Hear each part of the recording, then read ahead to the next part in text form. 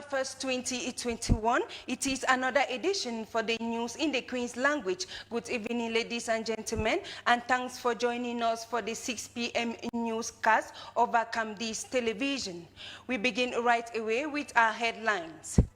The former manager of telecommunication regulatory agency, Jean-Louis Bemenge, has been slammed a 20-year jail term this Monday by the special tribunal in Yaounde on charges of embezzlement. Militants of the ruling Cameroon People's Democratic Movement (CPDM) of the Leke Division have sent a motion of support to President Paul Biya, calling on him to be their presidential candidate in the 2025 presidential election. The election of the 10 regional presidents of the Federation of Cameroon Football (Fcfa) has taken place this Monday, November 1st, 2021.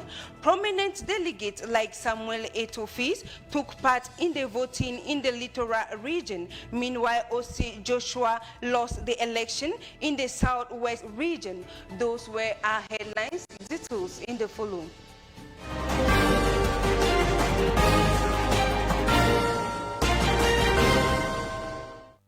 You are welcome back. We begin with one of our lead stories where the former manager of the telecommunication regulatory agency has been slammed a 20-year jail sentence this Monday by the special criminal tribunal in Yaounde. Jean-Louis Bemenge is accused of embezzling 389 million CFA francs state fund.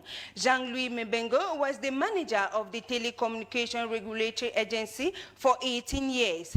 The 76-year-old was arrested on Monday, August 5th, 2019. He took over the helm of the telecommunication regulatory agency through a presidential decree. In 2017, another decree from the head of state replaced him. We now take you to the northwest region of the country, where one of the most dreaded and haunted separatist fighter, Selfstyled General Cross Andai, has been neutralized by the Defense and Security Forces in Bamenda. His end came on Friday, breaking Saturday, October 30th, during a special military operation in the locality of Mtambefe. Our Northwest Regional Correspondent, neighbor Jerome, says his mortal remains was displaced at the Bamenda roundabout. His report. There lies the lifeless body of self-styled separatist General Cross Andai, killed and Tamafe Mankon Bamenda 2 subdivision by a special squad of security forces and the corpse taken to the Bamenda hospital roundabout for public viewing. The separatist fighter, inhabitants of Bamenda says, was the commander of the Ntanka barrack of separatist camp, the main brain behind several kidnappings, rapes and killing around the city of Bamenda. The self-styled separatist general recent outing saw him executing 2 young boys as a videos of him went viral on the social media. On the field to see for himself if it was the Red Cross Andai who had been on the security wanted list was Brigadier General Kamer, the commander of the 5th Joint Military Region, together top security officials of the region. The display of corpses of separatist leaders on major road junctions, according to security sources, is to discourage others still fighting to drop their guns. The military general noticed with satisfaction that, despite call by the diaspora separatist leaders for the city of Bamenda to observe a ghost town in honor of Cross Andai, the population went about with their activities unperturbed. The death of Cross Andai comes after that of Commander Princewill, killed at my 84 Bali alongside 5 members of his gang. The recent yielding of military operations, we are told by security sources, is thanks to improved civilian-military cooperation. We now take you to the Leke Division in the Central Region, where family of the Cameroon People's Democratic Movement has launched a nationwide appeal for President Paul Biya to stand as presidential candidate in the 2025 elections. The information was made public yesterday, Sunday, October 31st by the head of the permanent delegation of the CPDM for Leke Division, Henry Eyebe Aisi. We have details with you, Isaac Ngonkom. The head of the Central Committee Permanent Delegation to the Leke Division, Henry Eyebe Aisi, on Sunday, 31st October 2021, used one stone to kill two birds. Today, the Leke Division could confirm his conviction that through an appeal, a solemn appeal to the nation globally, we could consider that the President, His Excellency President Paul Biya, is the one that by a sort of national consensus, we need to prepare and support so that he could continue in the way he has started from so long, while preparing the 6th of November 2021. It's important that the national consensus, a positive one, be built, consolidated for all the generations, that the national interest is in that direction, and we are appeal from Monatele today as in the past. The announcement of the first motion of support for President Paul Biya to stand as candidate in the 2025 presidential elections was no surprise to this Northwest political elite present in Monatele. And of course, I made a very wonderful discovery here. The Leke Division has already come out to invite the president to be their candidate in 2025. Of course, it does not surprise me because Leke Division has always been a reliable bastion of the CPDM. President Paul Biya in the past has launched his campaigns here in Leke. So I'm not surprised. He also took advantage of the occasion to reiterate his stance for a one and indivisible Cameroon. And I came here to use the opportunity given to me by Minister Henry Eyebe Aisi to reaffirm my stand and the stand of many Northwesterners who believe in one and indivisible Cameroon. That explains why I wanted to use this opportunity to thank the people of Leke for their hospitality towards the internally displaced from the Northwest regions, because many of them have been welcomed here. If you go to Obala, if you go to Monatele, if you go to Sa, all over, you see thousands of Northwesterners who are living as if they are at home. They are in their own homes.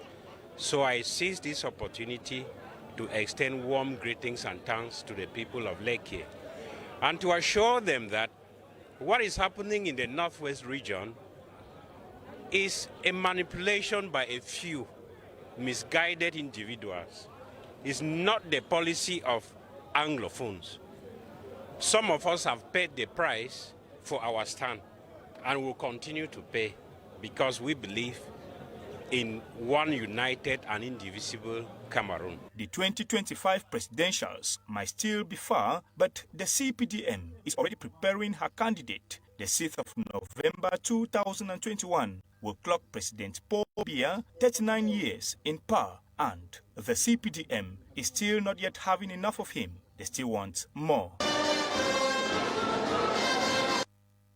Away from that, we now talk religion, where in the Catholic liturgical calendar, November is entirely devoted to the deceased. As such, family members, loved ones, and well-wishers go to the cemetery to clean, decorate, and put flowers on the grave. Though some people see it as scary, Ruth Fonyong in the following report says that is a call everyone must answer. Her report. It seems people have always thought of the cemetery as simply a sad place of death. That land welcomes the deceased, but there are many tears soaked into its dust and many sad stories around it. Apart from prayers in the month of November dedicated to the deceased, families prepare the graves of their deceased loved ones by going to the cemetery to clean, decorate, and put flowers on the grave. It is a new month. It is a month where we remember the dead. So we need to take care of their graves because we are called to be like them someday. I shall be here tomorrow, so why should I be afraid? This is an obligatory passage for all. Cleaning the tomb is beneficial to all. Cleaning the tomb is beneficial both to the living and the dead, because sometimes we go there to pray, and for us to do the prayers well, the place needs to be clean. Though some people are scared of cleaning graves, these women say it is a passage for all. Those are our parents' graves. We came to clean the surroundings, and tomorrow we will come and put flowers. We also went down there for our kid brother.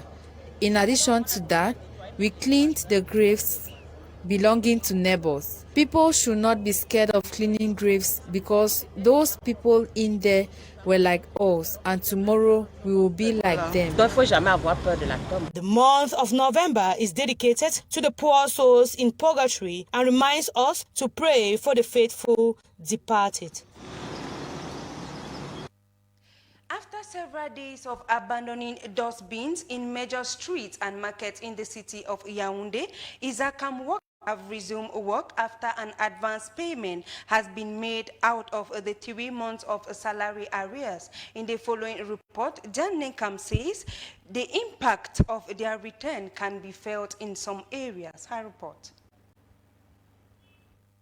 It is a new month and the city of Yaounde can be seen taking a new shape. After several days of striking, leading to them boycotting cleaning the city and emptying dustbins, Isakam workers could be spotted regaining their daily activities in major streets of the city this Monday, revisiting the initial reason for their strike action, which ranges from the non-respect of dates their salaries are to be paid to their demands for salary arrears for 3 months. It will only be normal for anyone seeing them on the streets to conclude that their demands have been met.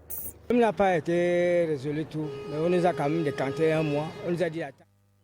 problem has not been solved completely. We were given 1 month salary and asked to wait, so we are waiting. We don't know if they will give or not, but we are waiting for the end of the week. We were asked to resume work, so we are working.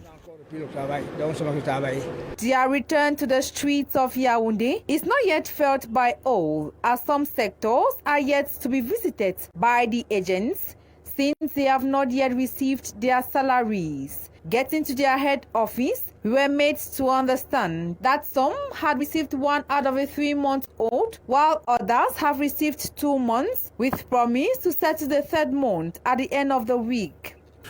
Je peux vous assurer que le travail a repris depuis samedi. I want to assure you that we have effectively started work since Saturday. A certain number of measures have been taken for work to effectively resume in the entire cities in all serenity. Dispositions have been put in place for us to catch up with the level of hygiene in the city, with the employees conscious of workload and determined as it is our daily routine. We are specialized in handling trash and we have the adequate tool for the job. In the course of the week, the city of Yaounde will be clean as before. A couple of measures have been taken by the administration to ensure the voices of the employees are heard. Employees are presently receiving their salaries depending on the bank in which they have their accounts.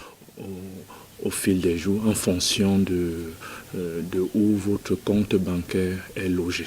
However, saving the citizens from bad breath and unnecessary traffic, which had been the order of the day for about a week now, is a welcome initiative by many. I think the change has not been constant because it has been in just specific areas. Like for Makwata, we have like 3 of those areas and they have just started cleaning 1. And the other 2 are really messy. And the rain that fell on Saturday morning, it really swept, on Sunday rather, it really swept the dirt and put it on the road. And it's making the city to really look dirty. There's a lot of traffic. And I think they should really step up because the work is really going slowly. And if it continues this way, it's going to take longer than we expected for the dirt to be cleaned. All in all, the good news is that heaps of dirt, which did not give a good image of the city, has been disappearing, with many hoping the impact of the return of the Zakam workers will be felt in the whole of Yaounde at large. Let's now talk sport, where the Queen's Relay Baton is currently sojourning in Kenya after 3 days of romance with Cameroonians. The baton was officially presented to the sport fraternity on Saturday in a solemn ceremony presided over by the Secretary General of the Ministry of Sport and Physical Education, Joseph Yerima. As Isaac Ngonkum tells us more in the following. The Queen's Baton Relay in Cameroon began its journey at the Reunification Monument on Saturday. The baton bearers, selected from the various sports federations likely to take part in the 2022 Birmingham Commonwealth Games, paraded the major streets of Yaounde before officially handing over the Queen's baton to the Commonwealth Games Association President in Cameroon, Hamad Kakaba Malboum, at the institution's headquarters. Sports and Physical Education Ministry Secretary General Joseph Yerima, on behalf of Minister Narcisse Mwele-Kombi, then received the baton from the hands of Hamad Kakaba Malboum. Both personalities were proud to speak the Queen's language to magnify Cameroon's belonging to the Gentlemen's Club in a very unique manner. The Queen's baton relay was received with much honor from the Cameroonian authorities. That baton represents the Queen's confidence, the Queen's consideration, so we must have more consideration to receive that baton and give respect due on it. The president of the Commonwealth Games Association in Cameroon is happy to pass the baton on to Kenya. We were really happy to welcome the baton in Cameroon, because for us it is an important moment to share the principle and the values of the Commonwealth of Nations, and to bring people together without any discrimination, the ability of our athletes, but also the disabled people who are practicing the sports in our country. They came together to make the event from the monument of the reunification to our head office here. This gathering is the most important thing that the Commonwealth is sharing within the Commonwealth community.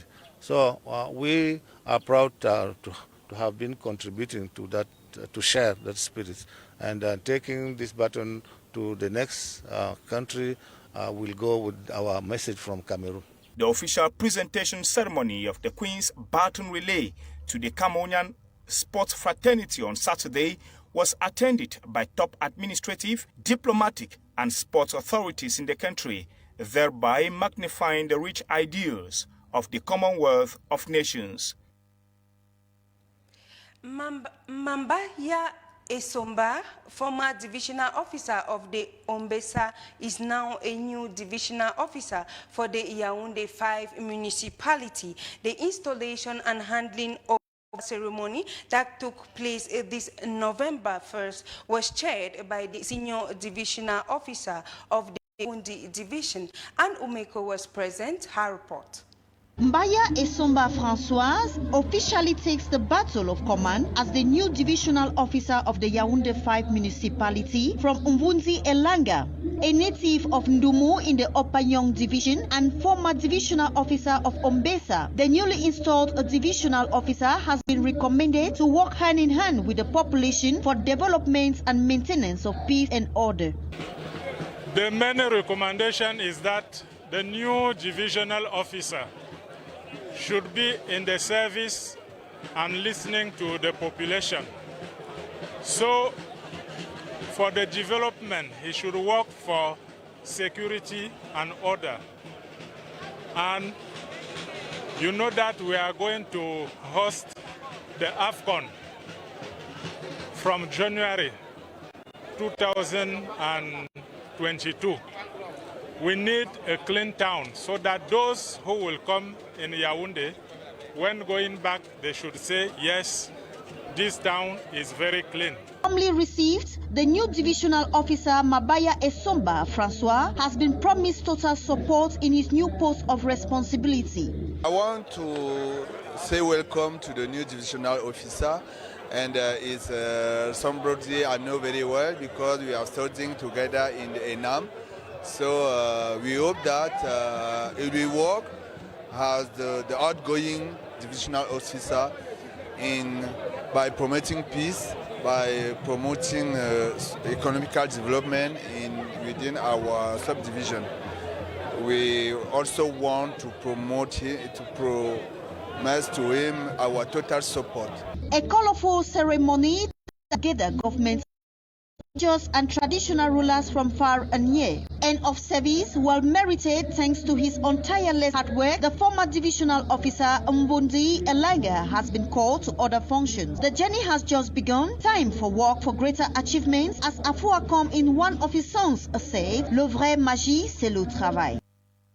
Let's now continue with our sports page, but this time with a cover shot where the election of the regional presidents of the Federation of Cameroon Football Fcfa has taken place in all the 10 regions of Cameroon this Monday, with fresh bloods elected into office to revamp the local football in the country. As Cameroon prepares to host the 2021 African Cup of Nations, the need to professionalize the local league is of great importance. The following persons have been voted into office in the different regions: Abo Mohamadu in the Adamawa, Leon Eme Zhang in the center, Bubagari Bello in the far north, Dambi Achu taking part in the east, Seidu Yauba in the north region, Bengi Nja Felix in the northwest, Celine Ako Mendombo in the south, Henry Jalakwang in the southwest, Robert Louis Bekeng in the littoral, and Francois Nkwendem in the west region. The election comes just months before the election of the Fcfa president. Prominent names like Samuel Etofis voted in the littoral region. Meanwhile, Joshua Osil was defeated in the southwest region. We now continue, but this time with volleyball. Cameroon Sport Volleyball Club of Yaounde is the winner of the National Volleyball Open Pebble that come to an end yesterday, October 31st in Yaounde. They overpowered the Yaounde Autonomous Pro Volleyball Club by 3-1 at the National Advanced School of Public Works Gymnasium in Yaounde. As you tell us more, Isaac Ngonkum. The National Volleyball Senior Men's Open Bubble rounded off in Yaounde over the weekend, with Cameroon Sports Volleyball Club of Yaounde crowned champions. The boys of William Bang overpowered their opponent, Douala Autonomous Sport Volleyball Club, by 3-1 to back home Fcfa 500,000. Despite finishing as runners-up, PAD went home smiling as they received the cash prize of Fcfa 200,000. FAP Men's Volleyball Club defeated Efulan Volleyball Club by 3-1 to complete the podium from Fcfa 8,000. All in all, the National Volleyball Senior Men's Open Bubble Mini Tournament in Yaounde was used by all the participating clubs to prepare for the 2021-2022 championship season. Both players, club officials, and staff expressed gratitude to the Cameroon Volleyball Federation for the mini tournament, while promising to work hard for a spectacular 2021-2022 season.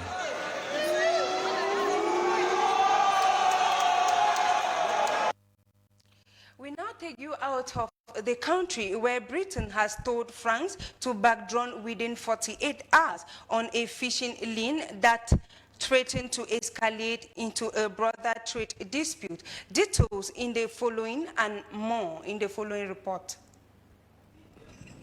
Britain told France this Monday that it must backtrack with 48 hours in a fishing line that threatens to escalate into a broader trade dispute or face a tortious legal action under the Brexit trade deal. France says Britain has refused to grant its fishermen the correct number of licenses to operate in British waters and has said it could impose specific measures from Tuesday, November 2nd, 2021, including tightening some controls on trucks moving between the neighbors. According to Britain, it is only by issuing licenses to vessels that can show that the French fishermen have fished previously in UK waters. This dispute escalated last week when the French seized a British breacher in French waters, saying it did not have the required licenses, although the ship's owner said he had all the appropriate documents. A Sudanese protest leader says demonstrations in the country will continue until the military reverses its recent takeover and hands over a rule of the country to a civilian government. The United Nations on Sunday urged Sudan's generals to reverse their takeover a day after thousands of people took to the street in the largest pro-democracy protest since last week's coup. Security forces shot dead 3 protesters during Saturday's protest. According to Sudan Doctors Committee, this makes at least 12 deaths and over 280 wounded since last Monday. However, the Sudanese police say its forces did not use live ammunition against protesters. 3 people have died and hundreds evacuated after an underground pipeline in Durban, South Africa, caught fire, forcing hundreds of local residents to flee their homes. It is alleged the 3 people were involved in a botched fuel theft attempt, leading to a fire outbreak that engulfed business building and an informal settlement. Explosion and rapid fires broke out in the area on Sunday. Firefighters, police and Metro Police responded to the scene and were able to put out the fire. The petroleum company involved, known as the Transnet Pipelines National Operations Center, claimed there has been an unprecedented spate of the fuel theft incidents on its pipelines and the associated infrastructure during the last 2 years. Meanwhile, the company has been shut down.